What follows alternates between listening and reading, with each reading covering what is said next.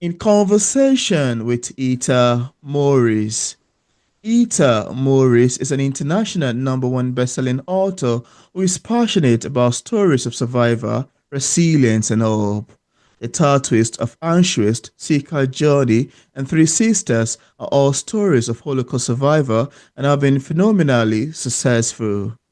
In 2023, she published Sister Under the Rising Sun, a captivating novel telling the story of women captured by the Japanics in Indonesia. She lives in Brisban, Australia. And on today's episode of Auto Interview, it's my utmost pleasure, joy and excitement to have on the show today Ita Morris and Cindy Breck hosting me in the conversation. Welcome on the show, Ita. Oh, thank you. It's wonderful to be here with you this morning. Well, my time. It's nice to meet you, Heather. My Very pleasure's all nice. mine. Very lovely we are here, really. This is more like an intercontinental interview, joining from different parts of the continent and countries. And I'm excited we are here really to talk about your book. Thanks for coming on. You're very welcome. Yeah. So, It, I need to first say that I was impressed with your best-selling novel, The Tattooist of Auschwitz, and one of the most striking aspects of it to me, it's how it blends historical fiction with real-life events. I mean, knowing that the story is based on the true experience of Lale Sokolov, who was forced to be a tattooist at Auschwitz, Birkenau during the World War II. I've got two questions for you. First of Mhm. all, how did you meet Lali? And did you think it would make any contemporary difference if it was Lali himself that personally wrote this book? I love that other line of the question. While I was setting, I was like, I would love your take on that. Let's get with that. Thank you. Oh, look, I thank you, Pete. Look, at how I met him is a good lesson and why all of us should not say no to doing something Mm, unless you've got a good reason. Because I had been saying no to catching up with a friend because I lived quite a distance from her. And then finally, one Sunday afternoon, I went, yeah, no, okay, let's get together for a coffee. Having a coffee, and she says to me very casually, oh, I have a friend whose mother has just died, mm, and his father has asked him to find somebody he can tell a story to. That person can't be Jewish.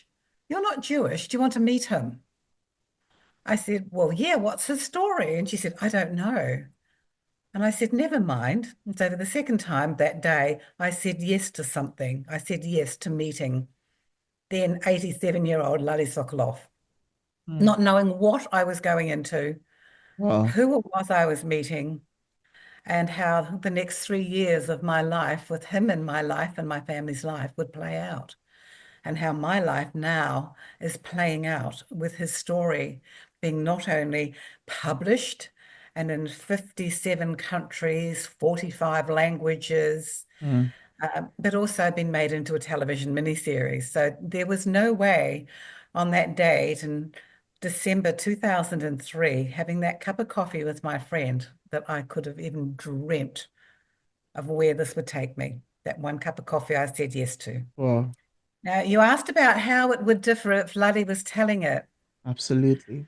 but you got to remember that English, for one thing, was his about fifth or sixth language. Oh. He spoke many other languages before he came to Australia and then had to learn English. But also, Lally, he was what I called a very cheeky, charming bugger who liked to play tricks on me, who was a practical joker. He tried to find the fun and the humor in anything and everything. It's how he lived his life. Mm, When I started writing his story, and you mentioned that it's written as fiction, but it's really based on his story, how do I justify that? How do I take a true story and say, hey, folks, this is fiction, but believe me? Well, it came about when I got a publisher and they told me initially to write his story as a memoir. I mean, this is this guy's memory, right? It should be mm, a memoir or a biography. And when I tried to write it that way, I was severely restricted by what I could put in the story. Because Larry wow. had told me what had happened with, say, Gita in the camp, and he told me about these things that were going on. But to write his story as a memoir, I could only write what he personally had witnessed and experienced, because there are rules about it. So to be able to write what was going on with Gita, having got access to her shower tape, I had 2 hours of her telling her story. I met friends of hers who had been in the camp with her, and hearing what it was like from her perspective. Once I went down, bringing her into the story, it was no longer just his memoir unless he was with her. Mm. And so it gets called fiction by publishers because I had to create the conversations. I said, what did you and Gita talk about? What did you and Boretsky talk about? And he said, yeah, well, we talked about what it was like for her and the other women in her block. Well, I had to recreate that conversation with Gita and her friends in the block. So I'm recreating conversations based on what Lale told me. Because I like Wow. writing dialogue. My books are very heavily dialogue driven. It's all about the conversation for me, just like I'm enjoying talking to you. I'll Thank tell you, you. I've opened up and I've started reading this, and I definitely see where you definitely are into dialogue, but you have to admit, you definitely are great at anchoring somebody into the setting, especially that opening scene. It captivates you. My interesting thing that I'm interested in is that the Tattooist is a powerful as portrayal of the relationship between Lale and Gita Furman, which later grows into a poignant love story amidst the horrors of the Holocaust. And I am not trying to like give spoilers here because I Mm. know there's a huge twist. But your writing conveys the humanity of the characters, the offering of a personal and emotional view of the unimaginable suffering that people went through in the Holocaust.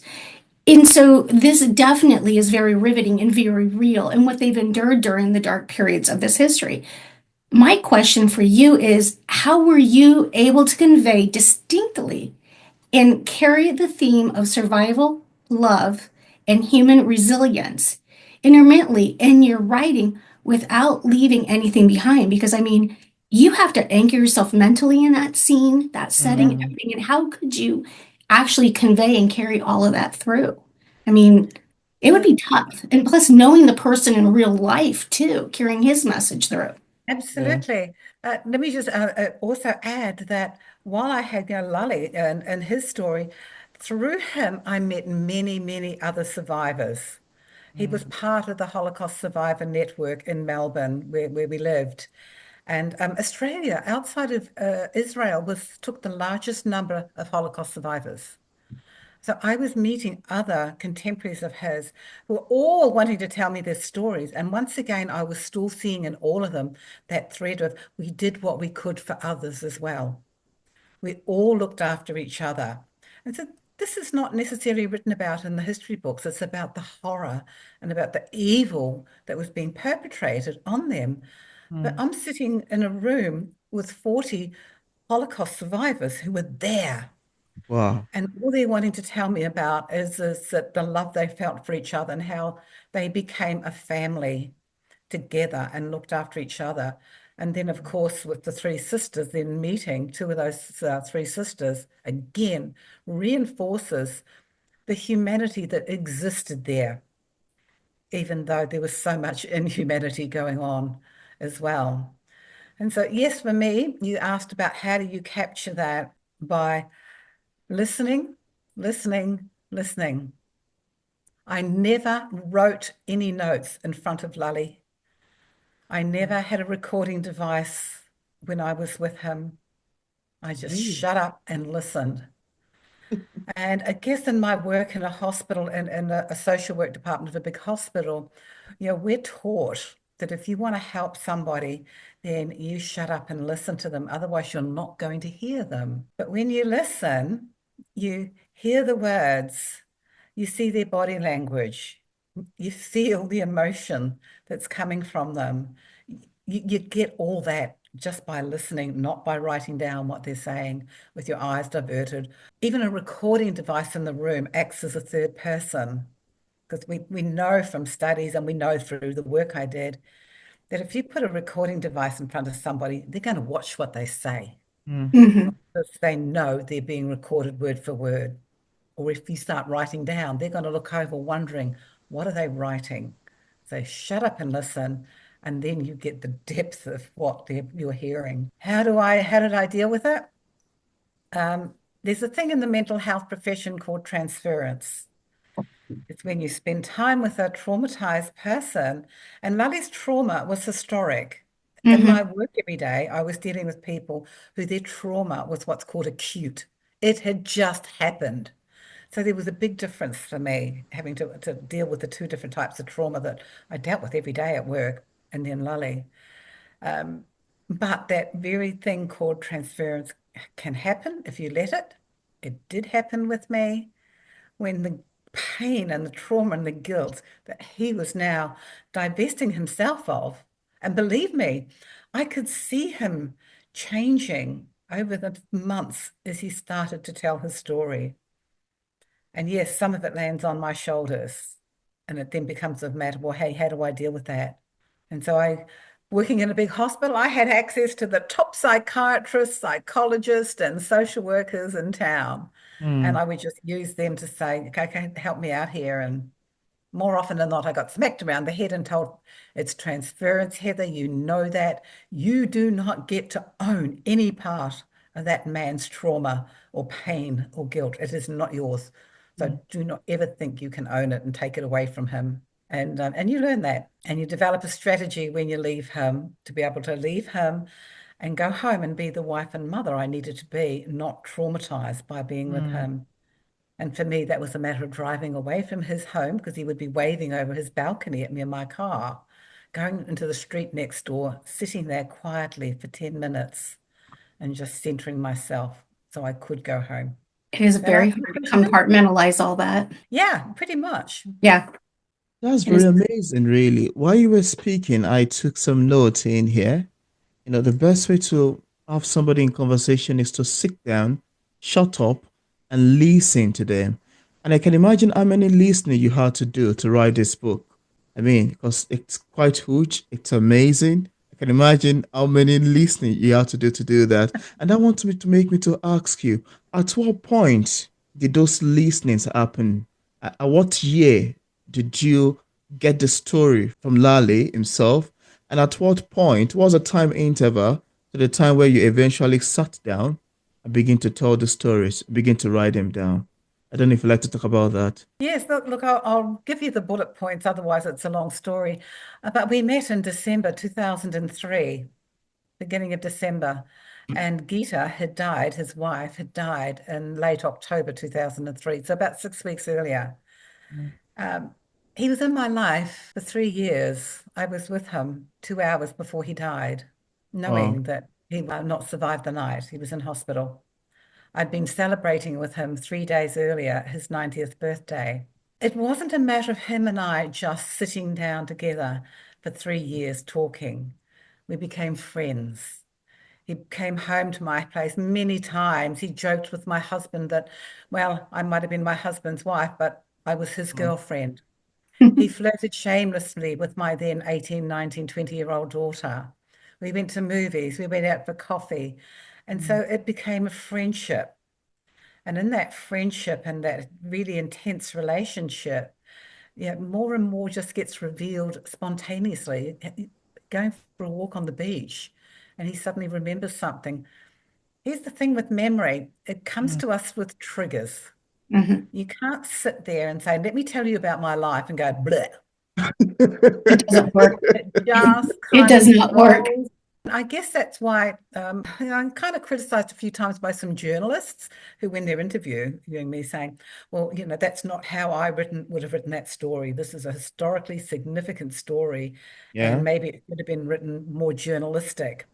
And I went, were you prepared to spend 3 years having this wonderful man in your life to be able to get all the nuances and all those deep, deep, painful, painful secrets Mm. that he held?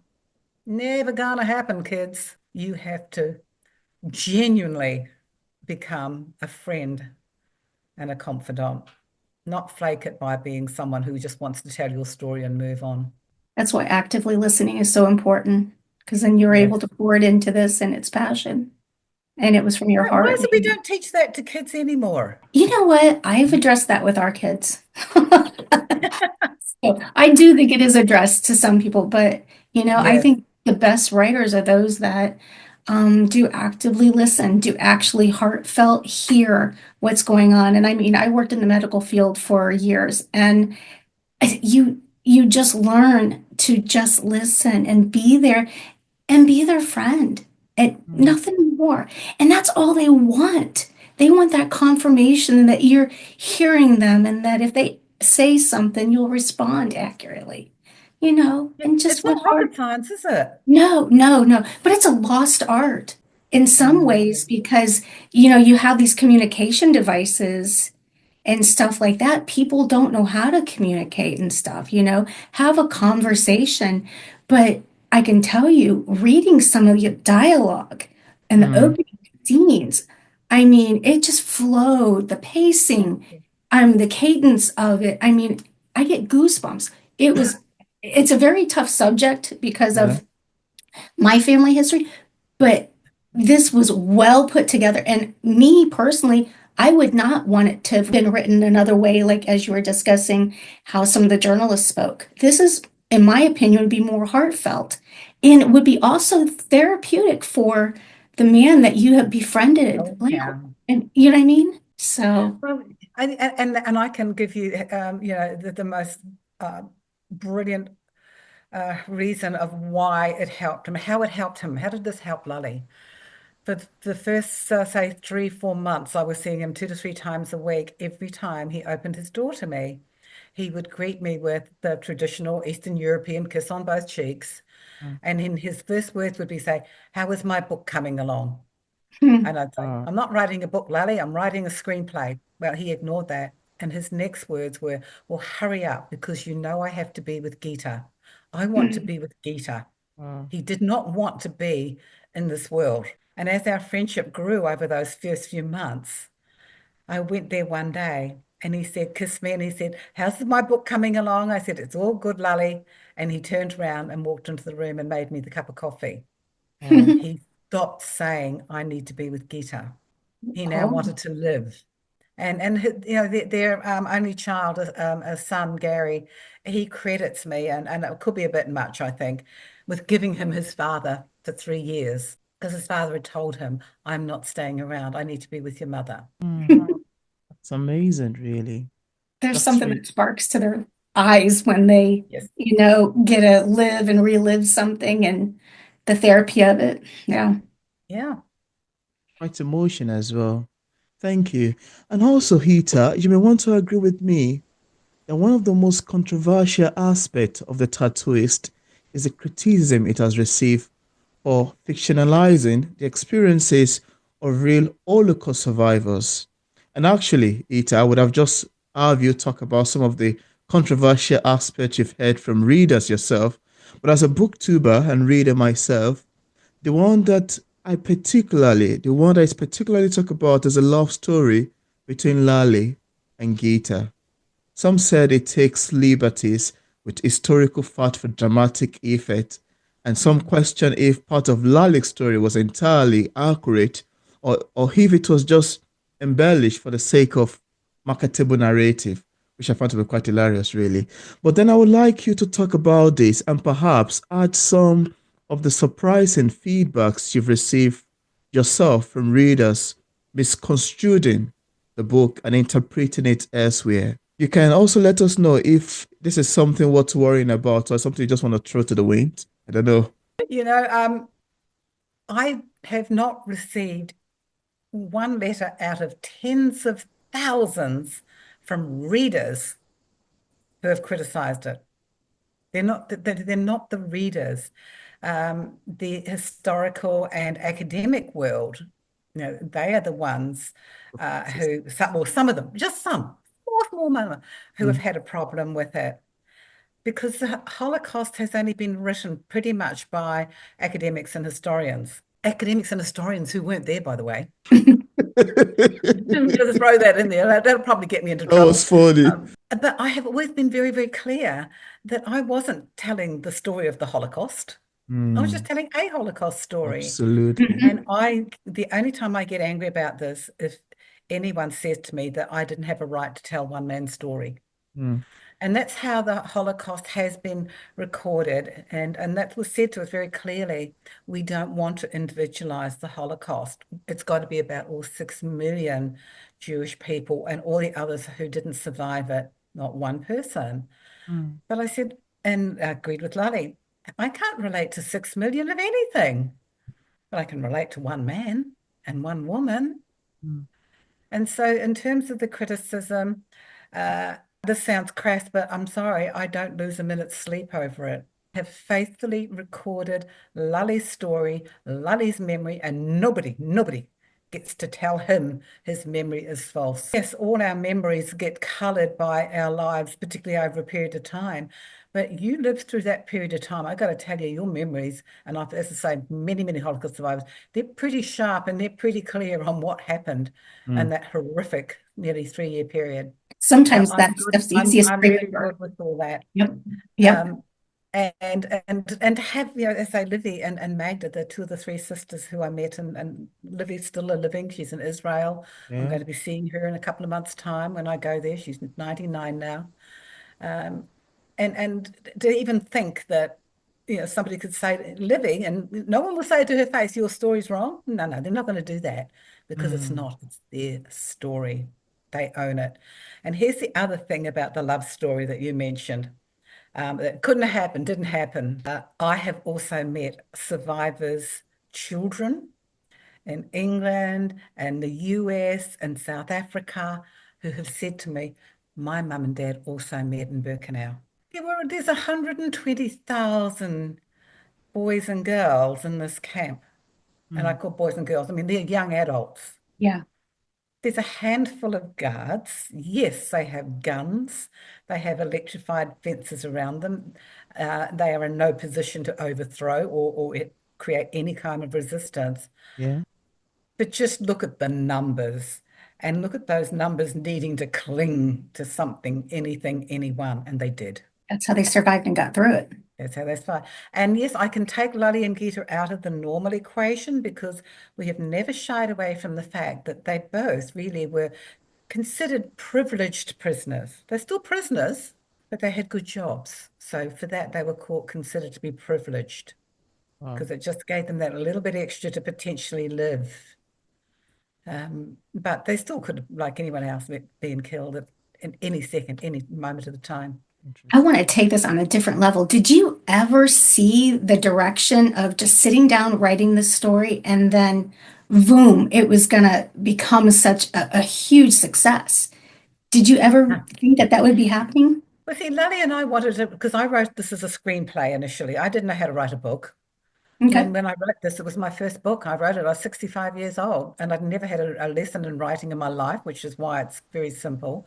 I didn't know Wow. Mhm. how to write a book, and I didn't think I could, and said, well, why don't I learn how to write a screenplay? Because I found out, because I love movies, that screenplays, you can learn to write a screenplay easier because it comes with rules. Screenplays are pretty much all, they're written to a formula. Mm, Mhm. Unless you're Quentin Tarantino, he doesn't, but there's a formula. So I did some studies online how to write a screenplay, wow. and that's how I wrote Lale's story. And he and I had so much fun going to movies, trying to pick the perfect person to play him. That became a big thing for him once he realized what we had, and I showed him the first draft of the screenplay. After many attempts to pick the perfect person, he finally settled on one. You got to remember, this is back in 2006, and that was Ryan Gosling. He thought he was the perfect Lale. But that's how it existed as a screenplay, and it got optioned by a film company in Australia. And for 6 years, they had the option, and I couldn't do anything with it. Mm, And then I got that back. And then I started sending it or sending query letters into every production company in Hollywood and England and Europe. Hey, I've got the story, but nobody is even communicating back to me. mm, And so here I had this incredible story, and I need to just back up and tell you what the last words I ever said to Lale were. He was in hospital. He turned 90, and the next day he had a massive stroke. He was in hospital for about 48 hours, and his son said to me, please spend time with Dad. You're the only person I want to spend time with him other than myself. And he went home, and I spent a couple of hours with him, and I joked with him that I got to do all the talking this time. And as I was told to leave by the medical staff, and I kissed him goodbye, I knew it was the last time. And the last words I said to him was, I will never, ever stop trying to tell your story. I will find a way. So I spent those sort of 10 years with the screenplay, 6 of which I didn't have control over anyway, and then trying to get it out. And I was visiting my brother and sister-in-law who live in San Diego and complaining about those, sods 100 miles up the road in Hollywood who didn't know a good story. And my sister-in-law had had enough of hearing me complaining for 10 years. And she just looked at me and she said, "Oh, write the damn thing as a book and get on with it." Uh-huh. Okay, I'll give it a go. You took So the challenge up. I gave it a go. But before I gave it a go, I then had the issues. Well, if I'm going to now try and write this as a book, how do I know it's going to get published? How am I going to get a publisher? And I went, yeah, I'm not getting any younger. And I kept reading these stories about to get published. It can take years before publishers even want to look at your work. Hmm. I don't have that kind of time to wait around. So one of my sons, he's involved in the film business and crowdfunding. You know what crowdfunding is? Yeah. Amazon started it years ago with Kickstarter. It's a great platform for people to launch their products or whatever they've got. And he had launched wanting to get some funding for a film they're making. I sat down with my husband, put the video camera on, and for 3 minutes, I talked about the story I had. We plagiarized some music, we plagiarized some photos and film from the Holocaust. And I put this 3-minute little thing up on Kickstarter, and publishers came to me, and I got to Wow. choose. And then it was a matter of finding a way to tell the story once we rejected my ability to write it as a memoir, Mm. autobiography, and having this incredible publisher who said to me, Heather, just tell the story the way you want it written. I really want to ask you a question. Um, how has this story really affected your personal life? Look, it has. It can't not, because when the book wasn't out, I had my life. I was a wife and a mother, and I worked at this hospital 40 hours a week. I competed in old people's, like, veterans throwing. I was out there on weekends competing in discus and shot put. And that's had to change because of the success of the book, which I never saw coming. When I got the publisher, I went with a local Australian publisher who said, "Oh, look, we'll probably print 1,000 copies. Wow. Yeah, you're an unknown author. This is a subject no one's done before in this way. We'll just print 1,000 copies." I was happy with that. I'd kept my promise to Lale. But that small publisher in Australia, their parent company was in London. And it was when one of the heads of their London office came to check up on their kid in Australia to see how they were going as a publishing little company that they found out about it. And they went, "Oh, I think we might be taking this one back to London with us." And it went from Wow. there. But even then, when it came out, and I'm getting emails from the publishers in London saying, "This is fantastic. You've gone straight into #2 on the Sunday Times bestseller list." And I go, "Oh, that's nice."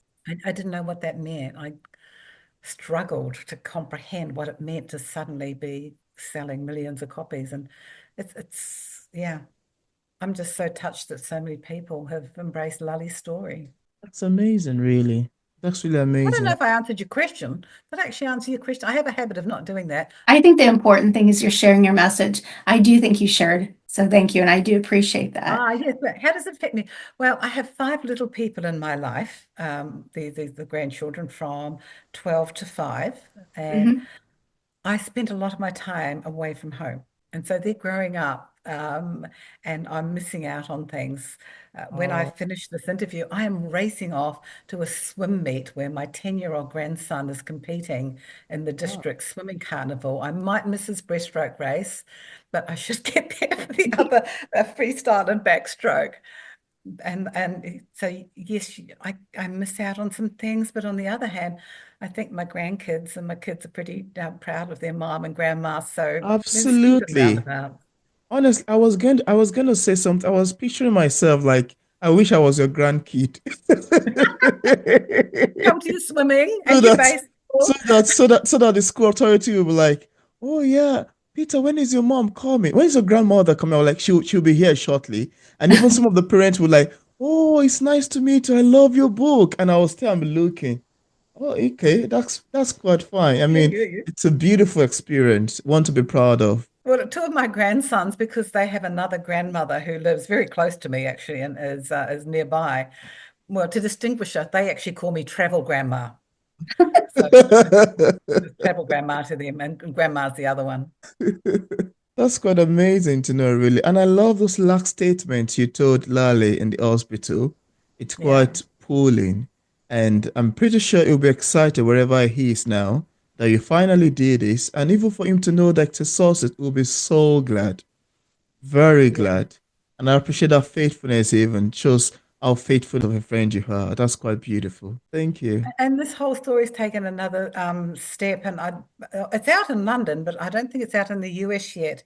But I mentioned that they have a son, Gary. Now, Gary's a 63-year-old man, and yeah, like, of course, he's been in the periphery of this all along, and it became very when he went. We had the miniseries. You know, there's a miniseries out Yeah, about it right. now. I think is it on Netflix? No, it's in the States. It's on Peacock, and it's Sky in the UK. Okay, okay. But he was in London with all of us and the actors and the director and everybody. We had the launch of it or the premiere of it in London last April, and he was meeting for the first time the actors who played his parents, Uh, and the producer and the director. And we'd shown him the whole 6 episodes beforehand in Melbourne. We all flew to Melbourne and showed it to him.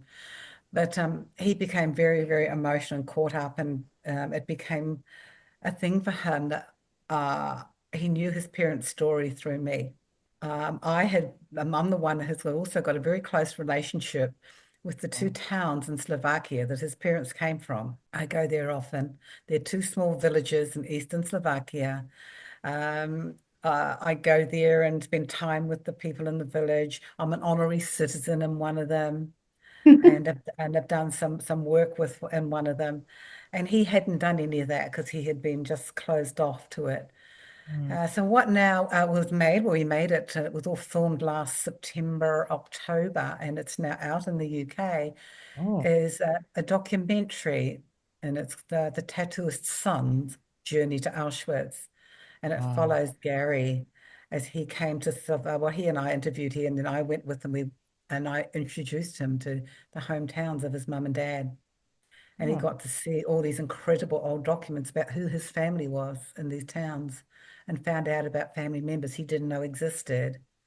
And then he went to Auschwitz for the very first time, yes, with a film crew, oh. but got to then go and walk in the footsteps of his parents. So, That's yeah, quite far-reaching. that's quite impressive. Yeah. Very impressive. And you know, Hita, you didn't just stop at the tattooist. You went ahead and wrote Cilka Journey and others. I wanted to ask you, why did you write Cilka Journey, first of all? And what are your thoughts on the mini series of the Tattooist of Auschwitz?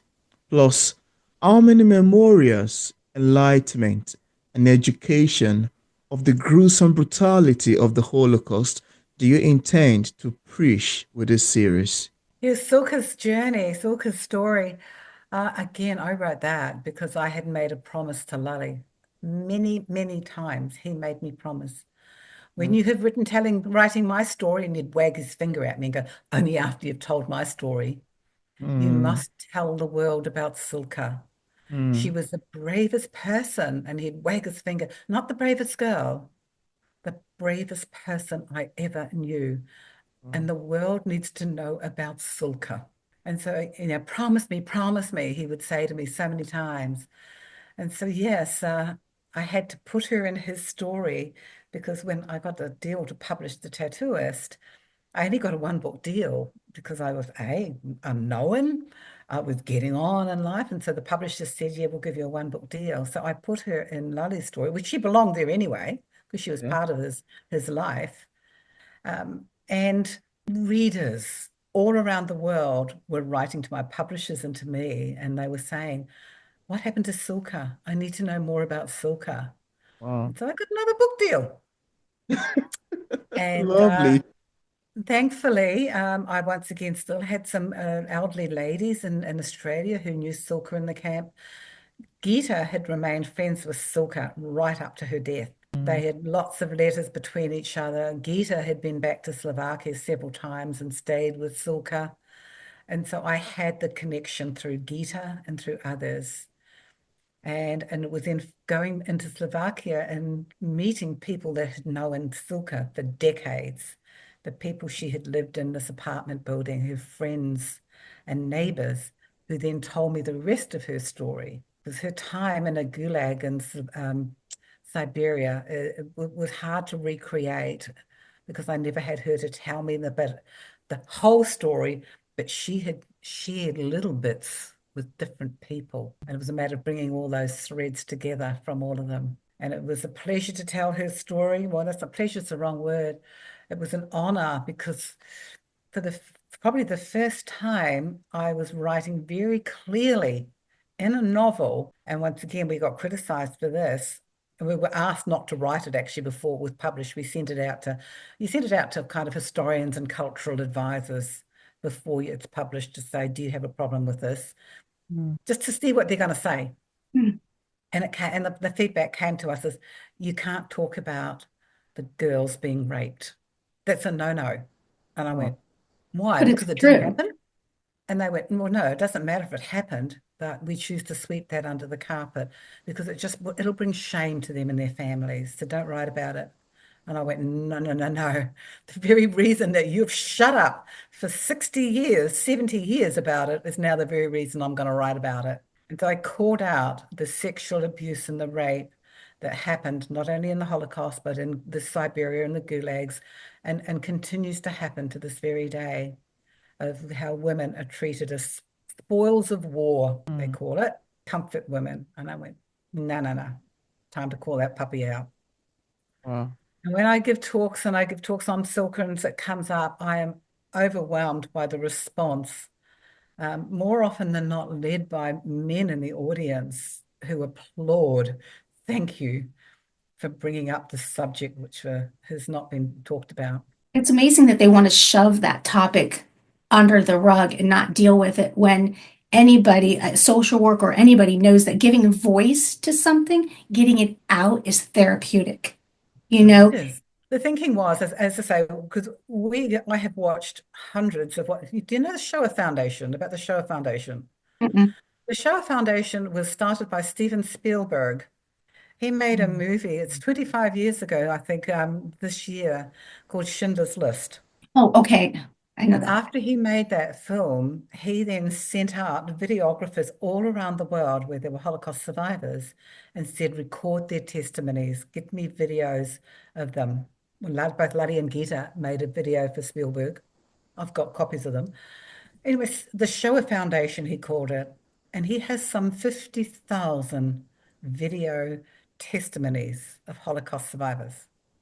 They exist. He's Wow. got them in California.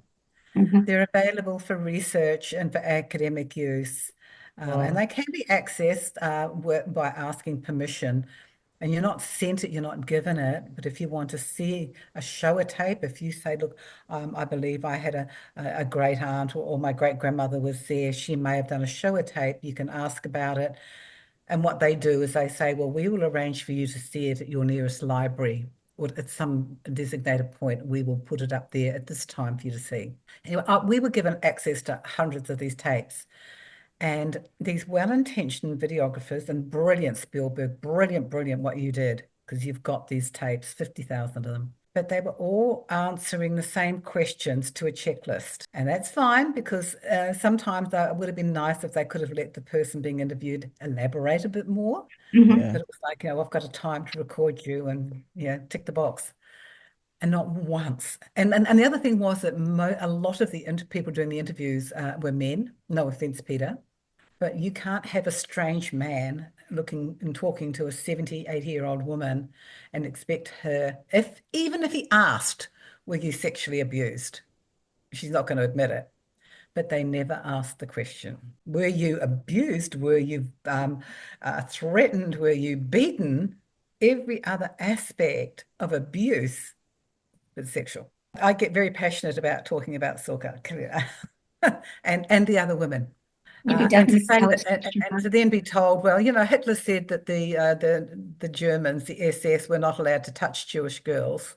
Oh, Duh, come on, or what planet are you on? Hitler said that, so I'm not going to do it. I can take you to a 99-year-old lady still living today who was there that entire time. She was on the same train as Gita. They were friends of Gita's. And hear her tell you that she worked in this building where they sorted through all the clothes. And they put all the men's shirts here and the socks there. That was what they did. It was called the Canada, these big buildings. All the clothes wow. got brought into, all the suitcases and the books. And every day she would be there. And she was a 15-year-old girl, this tiny little thing. And every day she said in there, you tried to make yourself as small as you could because every day SS came into there and just randomly grabbed one of those girls and openly raped them on the pile of clothes that they're sorting through. But no, we're not allowed to talk about that. Can you imagine how horrible that would have instilled in their heart, Yeah, mental health? exactly. And she's lived with that, for 80 years. So But many She's a stories. survivor. she's a survivor. She's an absolute honey. I can't wait to see her get back to her other sister who I knew and met, Magda. Magda unfortunately died about 18 months ago. Hmm. But she got to 90, she got to 99 as well. Now Livy's Oh, there. I think there was another part of your question there, Peter, that I may not have touched on. yes. The brutality. How many memorials, enlightenment, and education of the gruesome brutality of the Holocaust do you intend to push with this series? In Australia, New Zealand, parts of the UK, parts of the US, several other countries, including Germany, including independent schools. In Russia, my book is on the school curriculum. It is being Wow, read that's by amazing. 13, That's 14, that's answered the 15-year-olds. question of the education. That's That's beautiful. that's Yeah. very beautiful because they want to shut it down. They want to shut that whole message down. That's what an Don't applause. get me That's started, girl. Don't get me started. You've got the floor. You've got the floor. Please share. oh Uh, my goodness. That yeah, and is look, I good. mentioned that my books will be coming, but I believe them. And I go to schools. For education departments, I go and spend a lot of time videotaping and recording, talking because I can't get around all of them. And for me, that has been the biggest plus out. And I've never had a kid, not one kid, who has said anything detrimental, didn't agree with it, wanted to challenge the story. They just want to know more. Tell Mhm. me more. I also love that they ask questions that adults don't. Mm, These 14, 15, 16-year-olds, they see things through different eyes than we do because they still haven't got the maturity to be able to work it out. So they have to ask the question. And then they work And I their way love around it. that about spending time with them. And I do that as much as I can. Every tour I do, get me into schools. I was last year in May, I got an invite by Laura Bush, First Lady Laura Bush, to come to Dallas because she loves the book. She loves the story, and she's got a personal story of her own that's connected with her father and the Holocaust. Not that he was a Jewish prisoner, quite the opposite, but he was in the American army that liberated one of the camps. And mm. so he had lived with the trauma of what he saw and he'd shared it with his wife and with Laura. And so I was invited to go to Dallas and do some talks with Laura Bush and meet all these lovely people in Dallas. And I went, absolutely, but if you're bringing me there, I said, I need to speak to some kids, get me into some schools. And they went, oh, okay, that's easy done. Now we'll arrange for you to go into this school and that school. And I said, what are those schools? And they told me about them. And I said, can you please put me in to schools that you consider to be totally underdeveloped, under-resourced, that Wow. are minorities. And so over 3 days, I went to 6 schools in South Dallas where I spent talking to hundreds of these young people. And for many of them, they'd never even heard the word Holocaust. And it was incredibly humbling to be with these young people where, literally, one of them, I remember them saying the school was 95% Hispanic, 5% African American. So there wasn't one Caucasian kid in these schools. Mhm. And that was just an incredible experience for me. So I would always insist to try to reach out to the younger people. I get thinking, do these kids want to hear from an old fart like me? I mean, are they going to listen?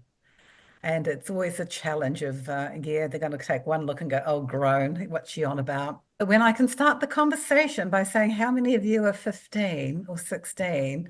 And all their hands go up. And I said, okay, here's a story about people your age. I'm going to tell you about these people, and they were your age, and you got them. And they go, yeah, yeah, I shocked them.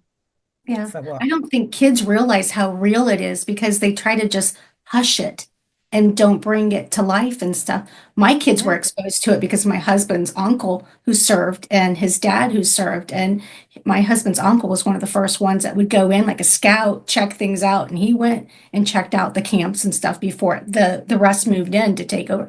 He would go to schools and stuff like that and talk about it. Excellent. But people just don't want to deal with it. It's raw, it's real. It's you can't put it underneath the rug. You have Yeah. to deal with it.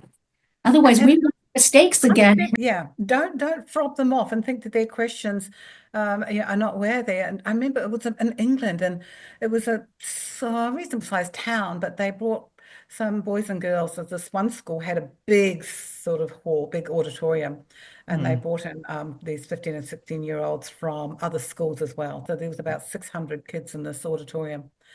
And I would just run it with, come on, let's just talk. I'm going to talk. You got a question, put your hand up.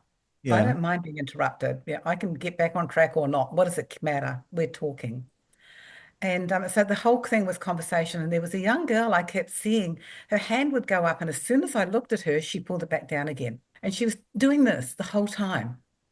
And I went, okay. So halfway through, I sort of, well, towards the end, I sort of just slowly walked over to her because I just walk around with a mic. I'm not going to stand on some bloody stage and preach to you. Yeah. And I sort of just went over to her, not using the mic. I said, if you've got a question you'd like to ask me, can we meet afterwards and we'll talk privately? Mhm. I'll get one of your teachers. And she Wow. said, thank you. And I turned my back to sort of walk away and go back towards the front of the auditorium a bit. And she stood up and she said, no, I'm going to ask it now. Okay, hang on a minute. And I came back and I gave her the microphone. And she looked at me and she said, what did the girls do when they got their period? Boom. Another one of those, I never ask questions. Thankfully, I have the answer. But, but yeah, how brave of her in front of 600 other boys and girls to stand up and ask that question. Mm. So And that's what we need to that's do is popular. stand up and ask questions. We don't Absolutely. learn unless we ask. Absolutely. So in all of I mean, this conversation is very passionate. Mm. And I could see that with Lale and Gita, you were bringing a sense of closure to his story, his world, his experiences, and it's raw and it's emotional. But I want to ask you, what analogy do you have for the Holocaust deceased people, that millions of Jews that died in the process? What is your message? Is there anything that you would like to say more? Yeah, I keep wanting to use the message that Lale told me, which Mm. is naive of him. Tell my story so it never happens again. He really thought that the power of his story would be enough for it never to happen again. Um, uh, and yes, you can say those words, never forget, never again. And we say them. And when we say them, we mean them. We hope that they will land somewhere. Mm. Occasionally they do land, but they're not enough. Going out there and just talking the talk is not enough. You've got to walk the walk. And I try to do both. Mhm. And for me, I am not Jewish. I never knew a Jewish person growing up in my small town in New Zealand. I, like Wow. so many other people, didn't know about the Holocaust. If the New Zealand Army wasn't fighting in that particular part of the Second World War, we didn't get told to tell, educated about it. So I came from this very naive background with regard to not only the Holocaust, but Jewish people. But the one book as a kid that I grew up reading day after day after day after day wasn't actually a book. It was Encyclopedia Britannica. That was this one thing that my parents saved their money to get each year for us, these extra editions of this big encyclopedia.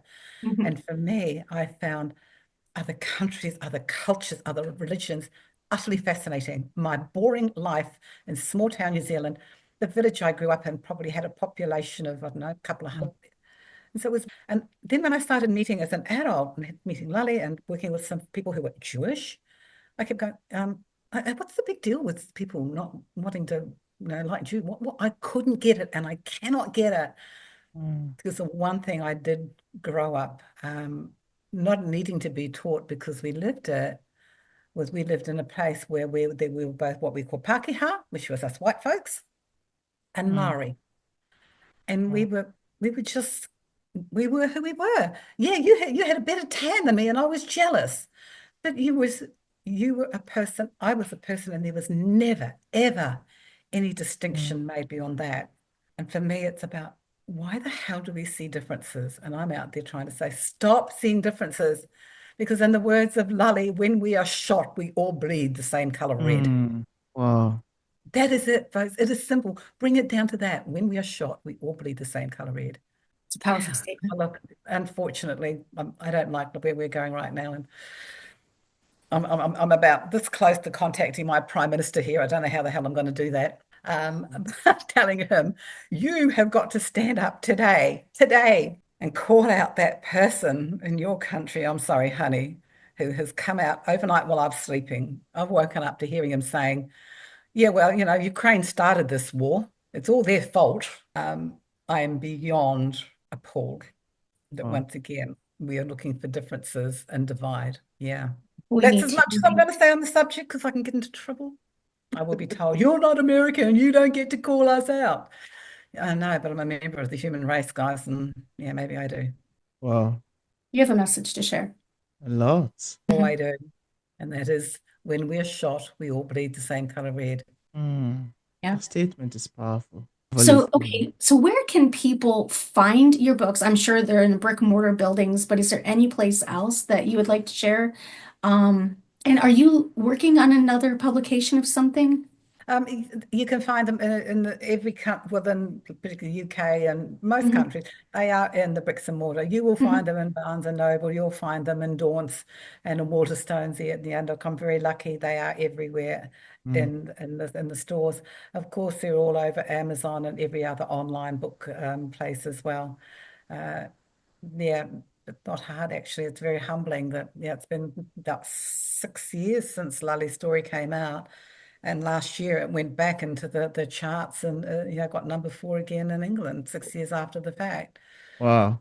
And in the US it was number 1 on the New York Times bestseller for 30 weeks and in the Wow. top 10 for 100 weeks, 3 years. I looked down through some of the reviews. The reviews were intense. Yeah. It's over a million on Goodreads. Oh yeah. Oh yeah. Over a mi- Crazy, isn't it? over a Crazy. million on Goodreads. But you're bringing light to a subject that is so important, Yeah. even if it's in a personal, individual story, Mm. you know? Yeah, and I, what I love is that you asked about criticism, and here's the one stat or bit of data. Not one Jewish person has criticized me. I talk in Jewish community. I talk in synagogues.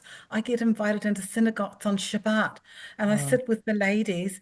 And then when the ladies leave, because that's where their services are, that men and women either side of the room, and then the women leave and the men do men's business. But when the women leave, I get invited to go up and stand with the rabbi and talk to the men. That's how embraced my stories have been. I've Mm. spoken in synagogues in South Africa, the US, and all over Jewish community centers, Jewish universities, yeah, Wow. in LA. And so the fact that Jewish people are not criticizing this non-Jewish person, because initially that was part of the criticism, you're not a Jew, how could you write the story? And because I was asked to write it. Mm. And then Mhm. the Jewish people came up. Jewish people by the thousands have said to me, Lale was a wise man, having Mm. somebody who wasn't part of our culture write this story. Wow. Because I am unbiased. I am not in any way. Objective. I don't, as he said to me, when I said to him, that was very important, and it's one of the first things you see on the miniseries, because the miniseries they've added an extra component to it. You may not be aware, but it is the book. But the producers of it, when I was talking to them, because I'm the script consultant, and they're adapting the book into a script, and I'm talking and chatting and carrying on, a bit like I'm talking to you. And they got together behind my back one day and then said to me, there's actually two stories here. There's Lale's story and there's your story, getting his story. So what they did in the miniseries is that they have created, there's an actress playing me. There's the incredible Harvey Keitel playing Lale as an old man. And they weave our relationship as him as an old man talking to me into the book. Mm. And he starts talking and then they play out, and the incredible young actors who play Lale and Gita and all those other young Jewish people. And so they have woven it in. And again, people say, well, Jewish communities say, only a non-Jewish person could have written this so that anyone could read it.